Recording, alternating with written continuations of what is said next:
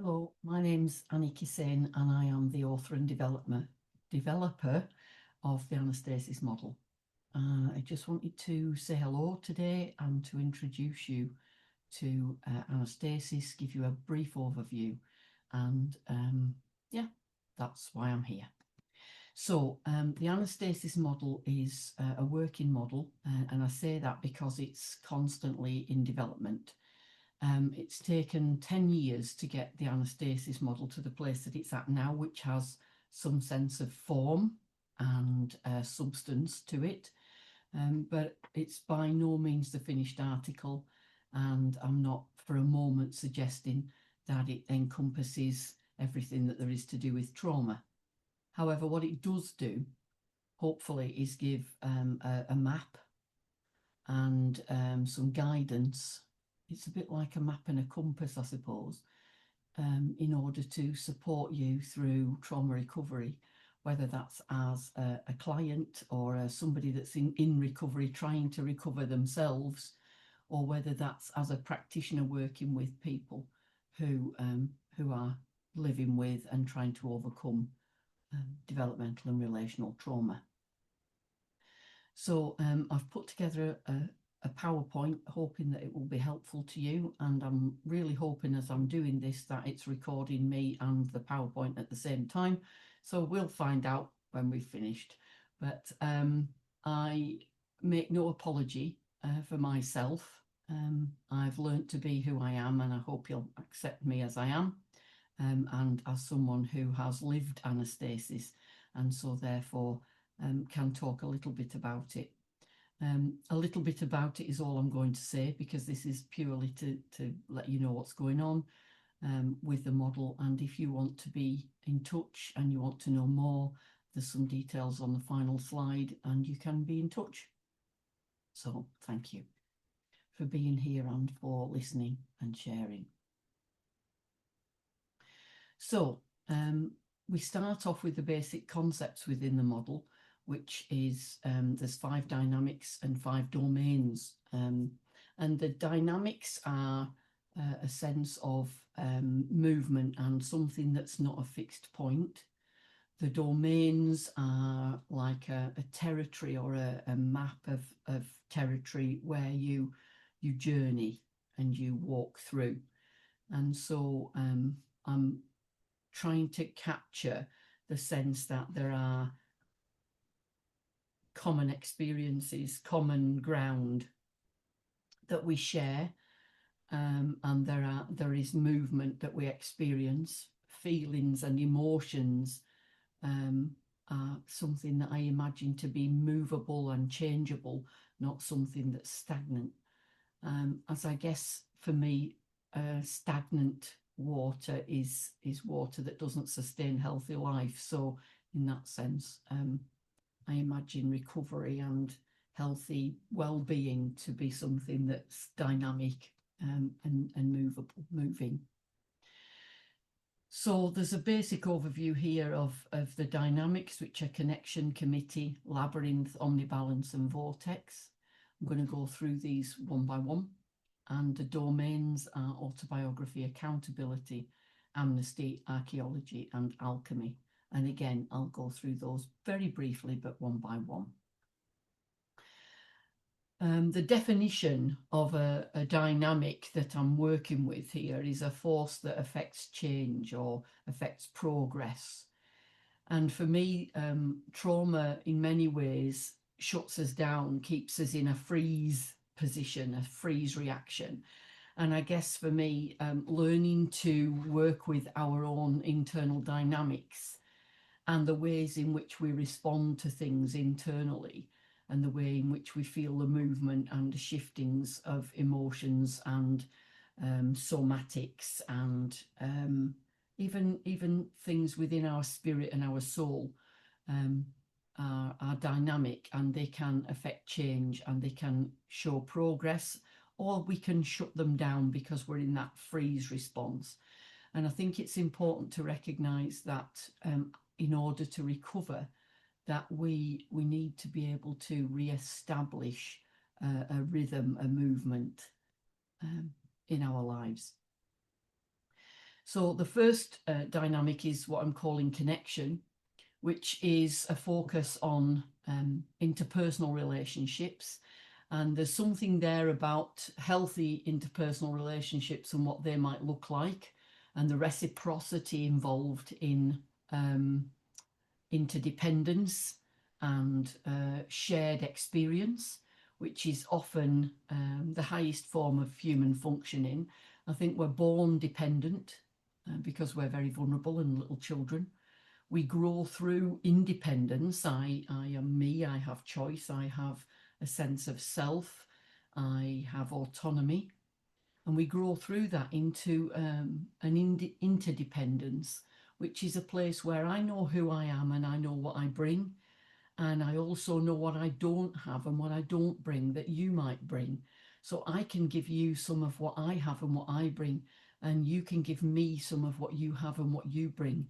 And when there's that healthy exchange and reciprocity, there's some opportunity there for good and healthy relationship. It's also, I guess, about looking at where relationships haven't been healthy and the ways in which we might repeat patterns from the past that perpetuate that, I guess, the sense of self that we've developed in those connections and those relationships, and the ways in which we've sometimes internalized some of that sense of who we were in those relationships that we find it difficult to let go of. The next dynamic is called committee, and that's partly about the aspects of those attachment relationships that we have internalized. And they don't always maintain the same form. Some of us have a sense of ourselves at various ages inside ourselves. Some of us have a sense of voices that we hear or narratives that we experience inside of ourselves. And it's about learning to understand the different people, the different parts, the different functions within that committee, and how they help and how they hinder us. It's about learning to listen to our internal dialogues, which parts of us we quite like, which parts of us we're pretty ashamed of, or we don't like, or we wish didn't exist, or we want to chuck out. You know, there's all sorts of dynamic narratives and dialogues within the committee that, as I say, help or hinder.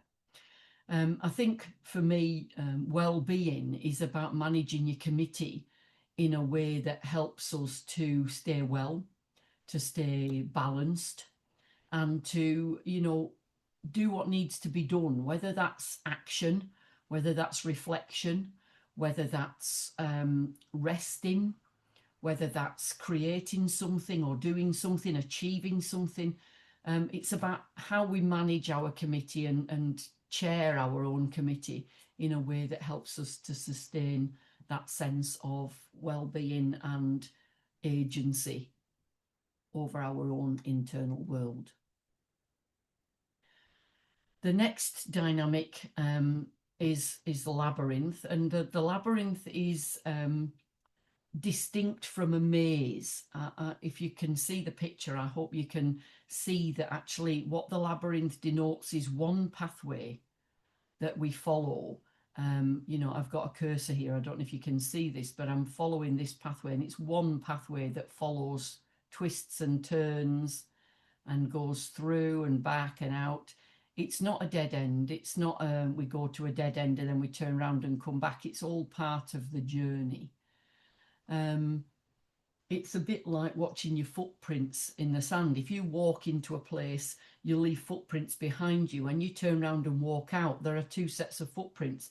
The footprints don't disappear because we've retreated from that place or we've come out of that place. We actually create a pathway that goes in and out, hence the twists and turns of the labyrinth. This is a very simplified model just for the purposes of the PowerPoint. The idea is that the labyrinth is the pathway that overlays the domains that we'll look at later.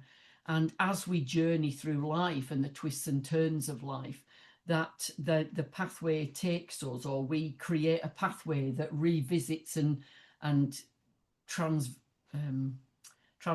different domains and revisits them, twisting and turning according to what we need, what we're going to attend to in our lives, what season of our life we're in.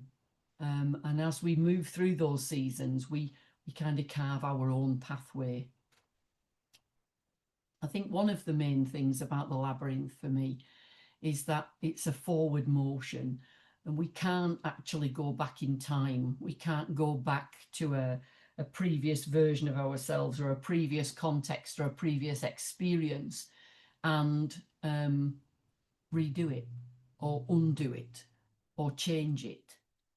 The labyrinth shows us that the path that we've walked has brought us to where we are, and that it's not changeable.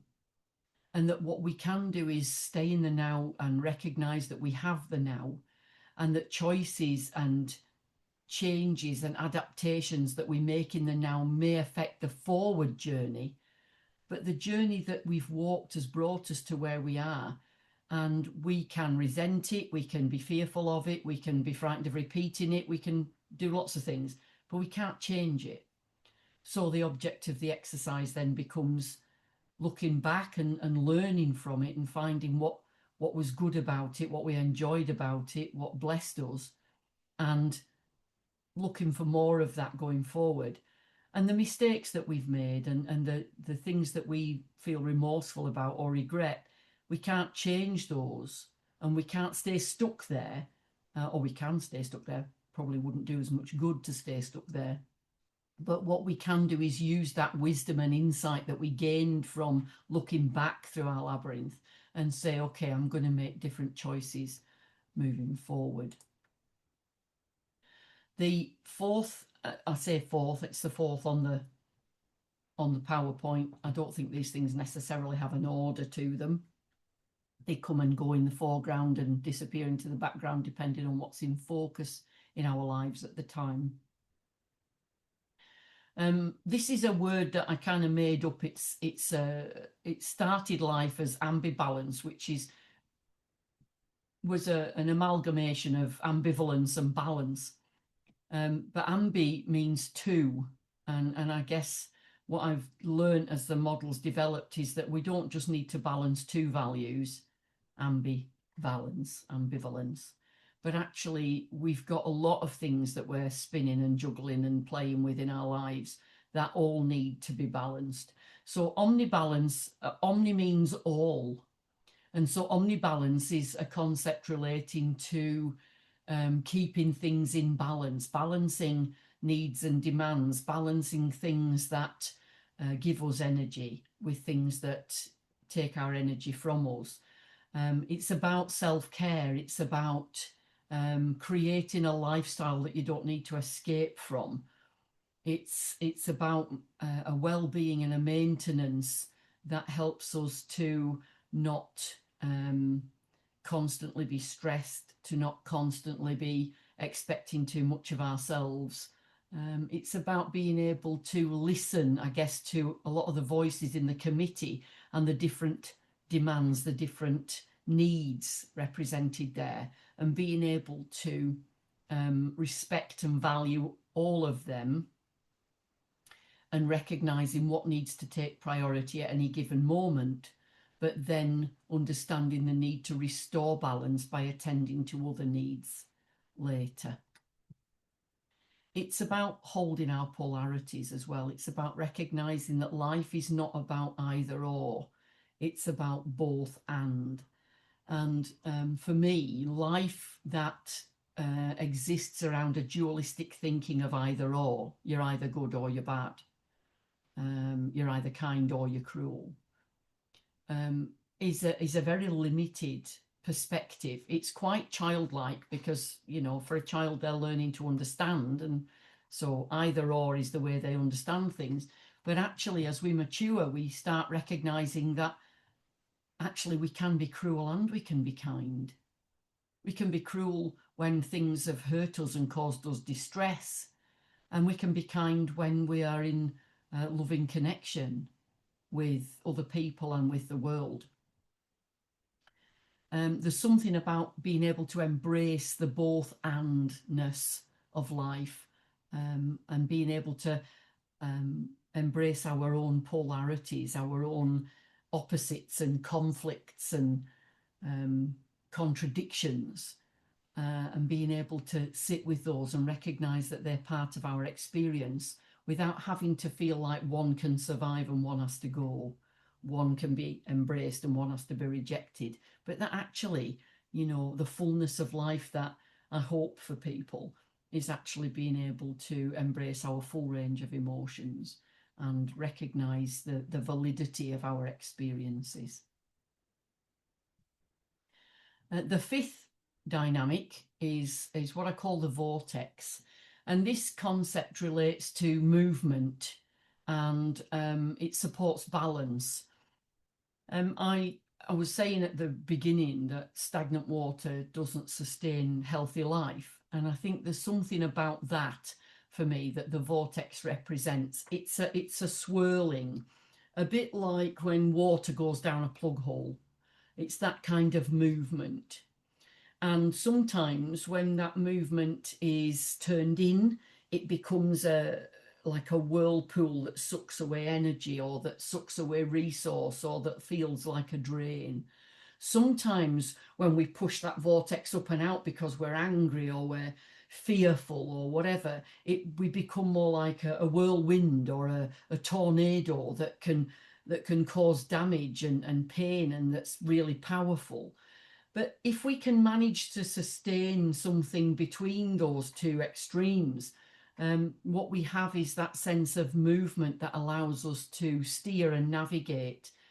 I have this kind of metaphor that you can't steer a parked car. So when we're still and we're stuck and we're frozen, there's no way of directing our journey. There's no way of creating those twists and turns in the labyrinth, because we are stuck, we are still, we are frozen. The vortex talks about movement in a way that says, rather like riding a bicycle or something like that, it allows for the movement that helps us to maintain balance. If you stop pedaling on a bike and you're not going downhill, you'll fall off quite quickly, because when you stop moving, you lose balance. So the vortex is about the movement that helps us to sustain the omnibalance. These dynamics, the labyrinth, the vortex, the omnibalance, are all kind of part of the same thing, but it's really difficult to kind of illustrate that. So I've broken them into three dynamics just for clarity's sake. But actually they all kind of complement each other and potentially are all part of a similar process. So that's a brief introduction to the dynamics of the model. Next, we're going to look at the domains, and you'll please excuse me, I'm very aware that I'm finding it difficult to make eye contact with you, because I have a little camera at the top of my screen that I don't really want to talk to. I'm actually looking at the PowerPoint as I'm talking, so I hope you'll forgive the lack of eye contact here. But the domains are spheres of activity or knowledge, or they are areas of experience. I tend to find myself calling them domains of experience, whether that's activity or knowledge, whether that's understanding, self-reflection, just becoming aware of the way that we operate, aware of our own internal landscape, whether that's the landscape of our soul, you know, our thoughts and our emotions, whether that's the landscape of our bodies where we've stored trauma over the years. I thought domain was an appropriate word to describe what I'm trying to illustrate here. So the first, and I say the first domain, there's no real order to these domains, but I put them in the map in the order that they're in, because we can move back and forward, you know, as we move around the labyrinth, we can move back and forth. And generally speaking, when clients come to see me as a therapist, what they come with to start off with is their autobiography, their narrative, their story. And so that tends to be where I start. but the journey from then on in can go anywhere. I think of the labyrinth map in a bit like a Trivial Pursuit board, that you can go round in an outside circle, you can go up and through as well. So I guess the labyrinth, whilst it's represented as a two-dimensional picture, two-dimensional journey, the reality is in life is that there are peaks and troughs, there are highs and lows, there are comings and goings. So in lots of ways, the labyrinth cannot be a two-dimensional process. It needs to be at least 3, if not 4 dimensions. And again, it's something complex, that human beings are really complex, and we can't communicate that complexity easily. And so when I'm trying to write something to share with people, when I'm trying to illustrate something, we have to do that in a two-dimensional way in order to make it possible to write it down or to present it.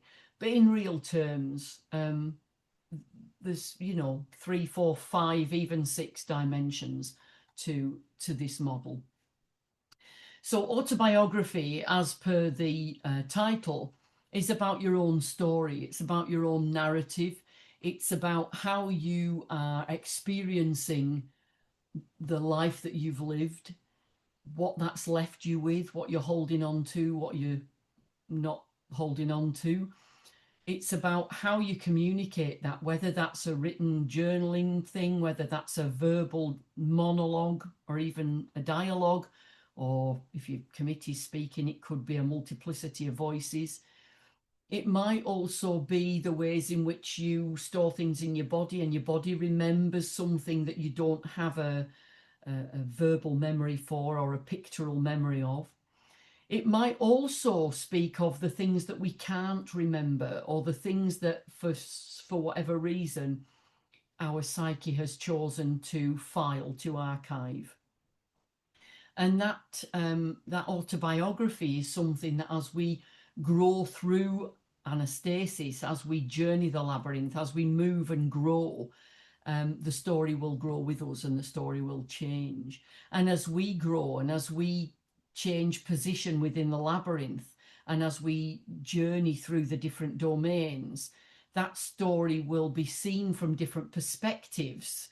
And so we will tell the story differently the more perspectives we're able to see, and the more perspectives we're able to adopt and look from, the different lenses that we choose to adopt to look at our life history and our life's journey through. The next one that we're looking at here is called accountability. And accountability for me is about blame, shame, and responsibility. For me, I have spent a lot of my life holding responsibility that doesn't belong to me.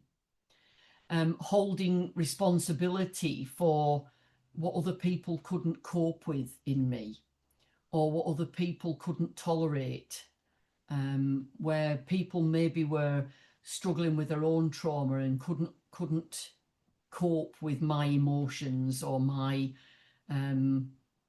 fear or whatever it is on top of their own trauma. And so it's been something that I've experienced as having emotions has been shameful. Being wonderful and creative and loud and excitable has been shameful. I've been shushed more times than I can count. I'm too much for people. That's one of the narratives that I've learned from my life.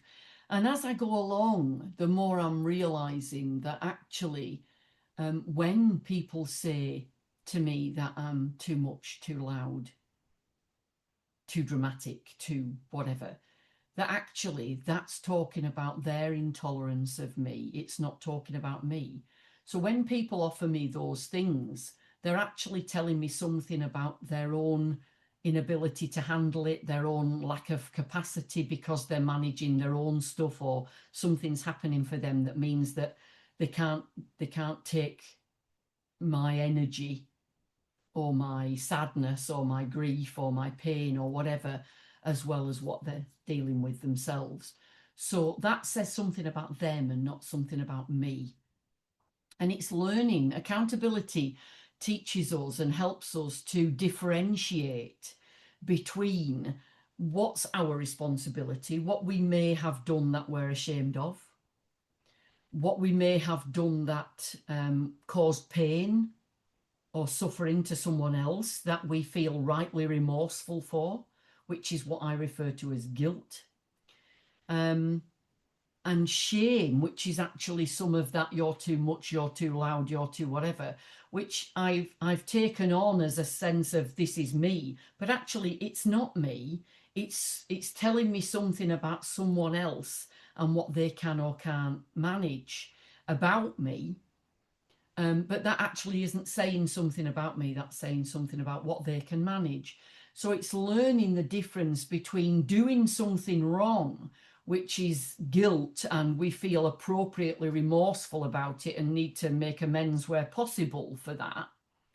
Whereas shame is a horrible, insidious feeling that actually we are something wrong, that we're not good enough, that we never were, that we weren't what we should have been, that we were born wrong, that we were too much or too little or not good enough or not clever enough or not pretty enough or whatever it was, that we feel is something about who we are rather than what we've done.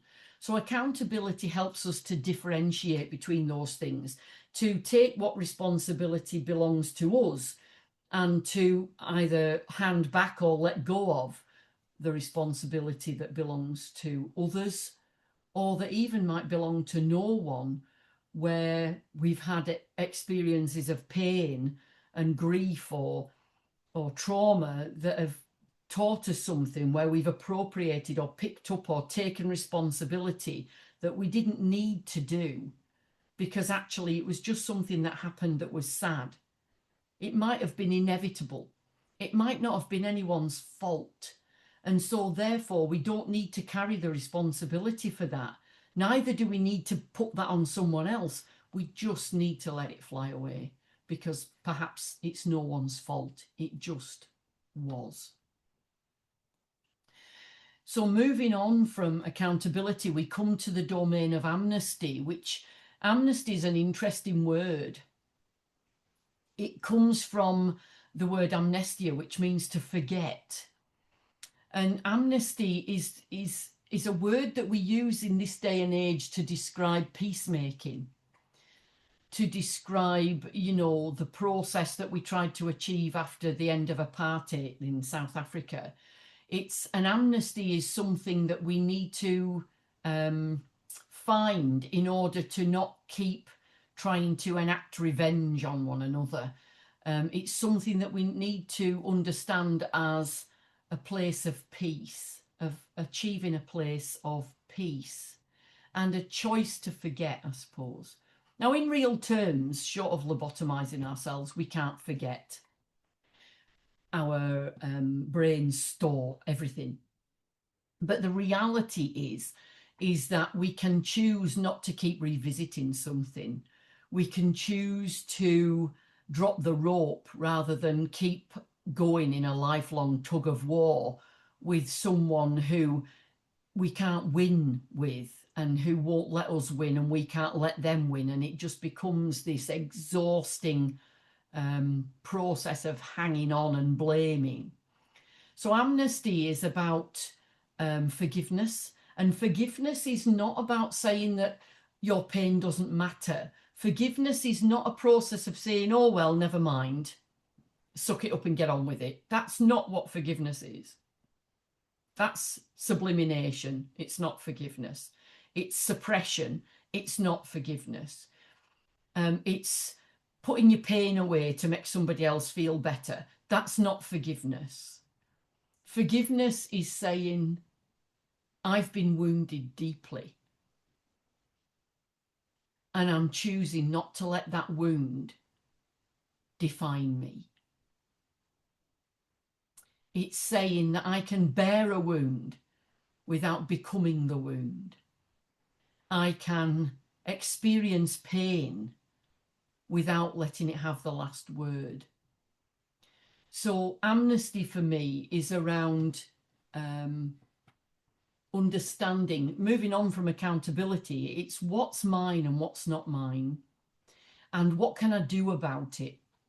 There's a lovely old serenity prayer that says, God grant me the serenity to accept the things I cannot change, the courage to change the things that I can change, and the wisdom to know the difference.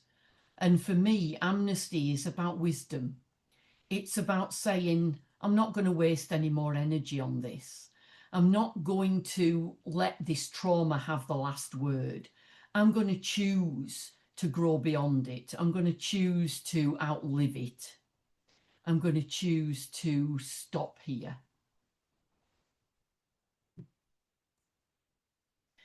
We move over now to archaeology, and in this domain, we're exploring what we've hidden, what we've put away, what we've decided not to look at anymore, or we've buried for the convenience of other people, or because we felt it wasn't acceptable or whatever. Some of that being loud, some of that being too much, some of that creativity, some of that energy that we might have buried and put away to keep other people happy, or because we could see that they were struggling. And in some ways, we've learned to just pretend it's not there, to deny the feelings, or to pretend we're not really angry or whatever. And archaeology is about exploring what we might have buried or forgotten, exploring what we might have dumbed down, numbed out, or put away, and maybe reclaiming some of that. It's about learning to love our whole self and not just the parts that have been deemed acceptable. It's also about devotion to yourself and your own well-being, and to maybe a higher power, or something bigger than ourselves, whether that be the world, the community, a faith, or whatever. There's something bigger than us that takes us beyond our own self-importance, and that enables us to discover something about ourselves in relation to and when we connect with. So we might discover something during our devotion time, our quiet time, our processing time, our reflection time. We may discover what gives us life and helps us to achieve our own sense of rhythm and balance, and gain some insight into what might be our calling or our purpose, our golden thread. And that leads us to alchemy. This domain is named after the mythical process of turning scrap metal base substances into gold. And for trauma recovery and for overcoming trauma, I don't just want to recover from trauma, I want to overcome it and grow beyond it and grow around it, so that it might have been formative, but it's certainly not definitive. And for me, alchemy is about finding the gift that the trauma has given to us. It's about what has been created in us and forged in us through the heat and the pain and the struggle of overcoming the trauma, and what gift has that given to us. That's not just for us, that's for the world, that's for a broader audience than just our own self-interest. For me, this model is part of my alchemy. This model is something that I believe is born from experience and pain and struggle. I have been wrought through a furnace. I've been in the crucible and melted down into a more pure version of myself. Some of the dross has been scooped off and thrown away. All the stuff that's worthless and immaterial to my well-being and what I have to bring to other people. And what's left is a purer gold, a purer sense of myself that is more focused, is more oriented around other people, that is outward looking, that is there to be gifted to others for their betterment, for their well-being, not just my own.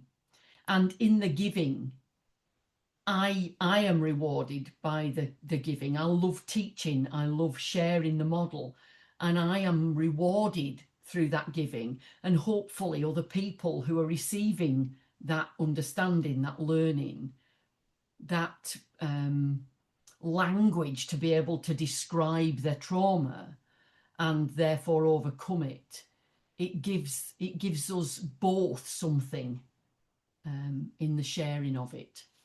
In old biblical times and in days gone by, in medieval times, etc., when people believed in demon possession and these kind of things, the way in which we overcame the demon was to know their name, was to, if you knew the demon's name, you had power over it. And for me, there's something there in the overcoming of, if we can name our trauma, if we can talk about it, if we can find a language to be able to express it and to share it with other people, we've learnt the name of our demon and it no longer has power over us. And for me, that's part of what alchemy is. It's about being able to stand shoulder to shoulder with people, other people who've experienced trauma of one kind and another, and to be able to say, we're going to call out that shame. We're going to say that blame doesn't belong to you. We're saying we stand together against prejudice. We stand together against limited, punitive thinking. We stand together against all that would diminish the human race and make us something mechanical and artificially intelligent, and something that we want to use to rejoice in our mutual connection, to rejoice in the beauty that the trauma has brought into our lives, the fullness of experience and emotion that this trauma has opened up to us and opened us up to. So there's something really beautiful for me about alchemy and about finding who we are and the gift that we might be to others and to the world. So going forward, there's a whole domain map there for you to have a look at that just gives you the outer ring, which are the functions. And that's the first ring that develops as we start journeying the labyrinth. And I call them functions because we have to learn functionally how to do something before it becomes automatic. A bit like when you're learning to drive and you have to mirror signal maneuver in a very conscious way. And we can function as a learner driver. But then we as we grow and we learn to drive, and as we get more familiar with being behind the wheel and how to operate the pedals and any gear stick or whatever, we become more able and we consolidate our learning into something that becomes less functional and more fluid. And that's as we move into the circle inside. Those functions of trusting and telling become a more automatic type of debriefing.